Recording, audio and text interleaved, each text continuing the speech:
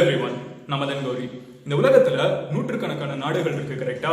ஒவ்வொரு நாட்டுக்குமே தனித்துவமா இருக்கிறது என்னன்னு பாத்தீங்கன்னா மக்கள் மட்டும் இல்ல, அந்த மக்களோட சம்பிரதாயங்களும் அந்த மக்களோட சட்டங்களும் தான். சோ இந்த சட்டங்கள் அப்படின்னு சொல்றப்ப, லா அப்படின்னு சொல்றப்ப ஒவ்வொரு கண்ட்ரிக்கு அது ஒவ்வொரு மாதிரி இருக்கும். இந்தியால இருக்கிற ஒரு ரூல் அமெரிக்கால இருக்கவங்களுக்கு பார்த்தா சிரிப்பா இருக்கும். அமெரிக்கால இருக்கிற ஒரு லா சிங்கப்பூர்ல இருக்கவங்களுக்கு பார்த்தா சிரிப்பா இருக்கும். பட் அந்தந்த நாட்டுல இருக்கவங்களுக்கு மட்டும்தான் இட் வில் மேக் சென்ஸ் கரெக்டா. இன்னைக்கு நம்ம பார்க்க போறது, இந்த உலகத்துல நீங்க எந்த மூலையில இருந்தீங்கனாலும் கேட்கறதுக்கு கொஞ்சம் கிரேசியாவும் இதுக்கு பின்னாடி எல்லாம் என்ன கதை இருக்க போகுது அப்படின்னு சொல்ற மாதிரி 10 இன்ட்ரெஸ்டிங்கான 10 சுவாரஸ்யமான சட்டங்களை பத்தி தான் சொல்ல போறேன். சோ நான் ஒவ்வொரு சட்டமா சொல்லிட்டு வரப்போ, ஒவ்வொரு லாவை பத்தியா சொல்லிட்டு வரப்போ, எந்த கண்ட்ரில இருக்கு, எதுக்காக இருக்கு அப்படின்னு சொல்றப்ப உங்களுக்கு எது இருக்கிறதுல ரொம்ப கிரேசியாவோ இல்ல ரொம்ப ஸ்டூபிடாவோ இல்ல ரொம்ப ஃபன்னியாவோ தெரியுதுங்கிறத கமெண்ட்ல லீவ் பண்ணுங்க. அண்ட் எந்த ஒரு சட்டம் இந்தியால இருந்தா நல்லா இருக்கும்னு யோசிக்கிறீங்களோ அதையும் கமெண்ட்ல லீவ் பண்ணுங்க. இப்போ வித்வுட் மச் ஃபர்தர் அடியூ நம்ம டாபிக் உள்ள போவோம். முதல் சட்டம் என்ன அப்படிங்கிறது பாத்தீங்கன்னா புல்லட் ப்ரூஃப் வெஸ்ட் சம்பந்தமான ஒரு சட்டம். புல்லட் ப்ரூஃப் வெஸ்ட் அப்படின்னு சொன்ன உடனே உங்களுக்கு என்ன ஞாபகம் வருது, யார் யூஸ் பண்ணுவாங்கன்னு தோணுது? புல்லட் ப்ரூஃப் வெஸ்ட் ரொம்ப சிம்பிளான விஷயம்.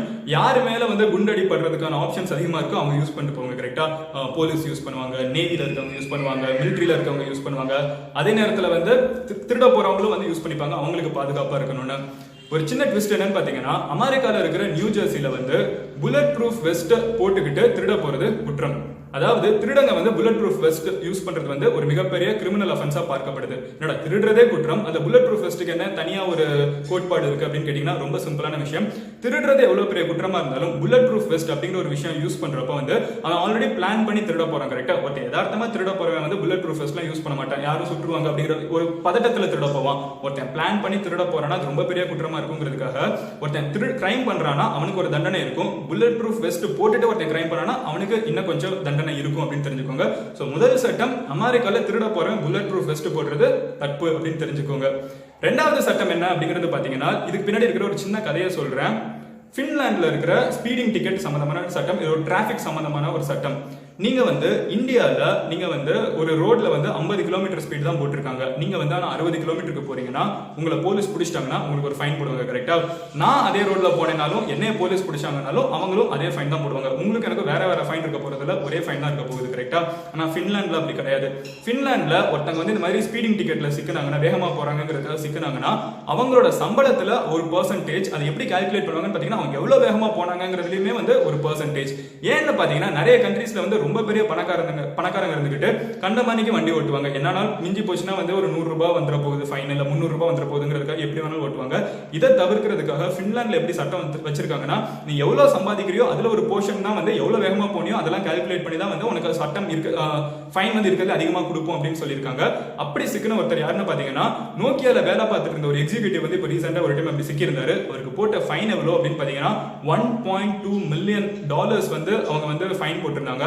அதுக்கப்புறம் ஒரு மறுபடியும் கேஸ் எல்லாம் போட்டு, சாமி அதுக்கு நீ இவ்வளவா போடுவீங்கன்னு கேட்டதுக்கு அப்புறம் அவரோட சொத்தே கிட்டத்தட்ட கம்மி ஆயிடுச்சு. இந்த ஒரு ஃபைனை போட்டதுக்கு அப்புறம் ஃபைனலி அவங்க குறைச்சு கிட்டத்தட்ட $100,000 ஃபைன் போட்டாங்க. இது நடந்த ஒரு விஷயம் அப்படின்னு தெரிஞ்சுக்கோங்க.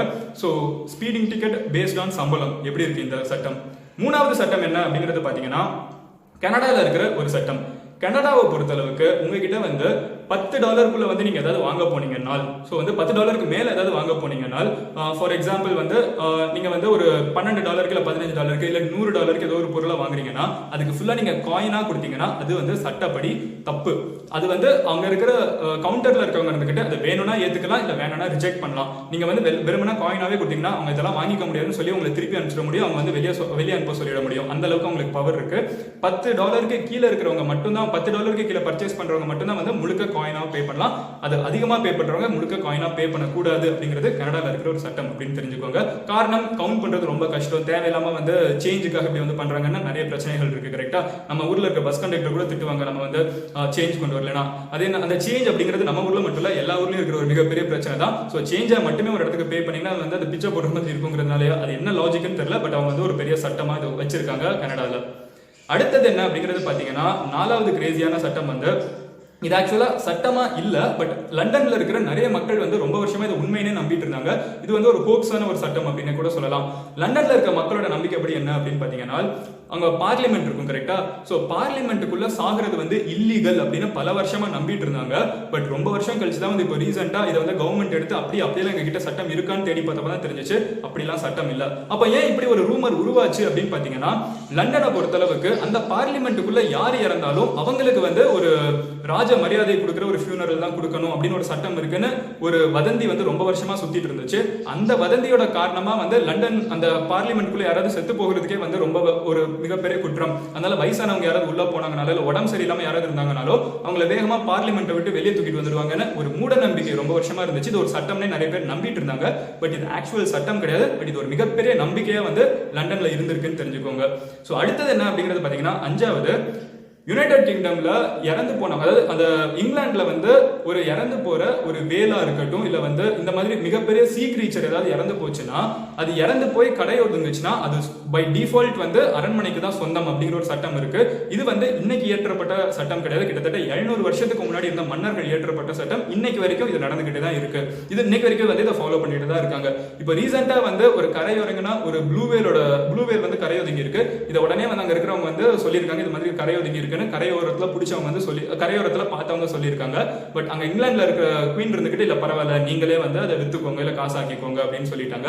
பட் இன்னமும் இங்கிலாந்துல இருக்கிற ஒரு சட்டம் அவங்க வந்து ஜெனராசிட்டியா வந்து கொடுத்துட்டாங்க. பட் அங்க இங்கிலாந்துல இருக்கிற ஒரு சட்டம் என்னன்னு பாத்தீங்கன்னா, கரை ஒதுங்குற ஒரு மிகப்பெரிய திமிங்கலமா இருக்கட்டும் இந்த மாதிரி ஒரு மிகப்பெரிய சீக்கிரியேச்சர் கரை ஒதுங்குச்சுன்னா அது வந்து பை டிஃபால்ட் வந்து குவீனுக்கு தான் சொந்தம் அப்படிங்கிற ஒரு சட்டம் அங்க இருக்குது.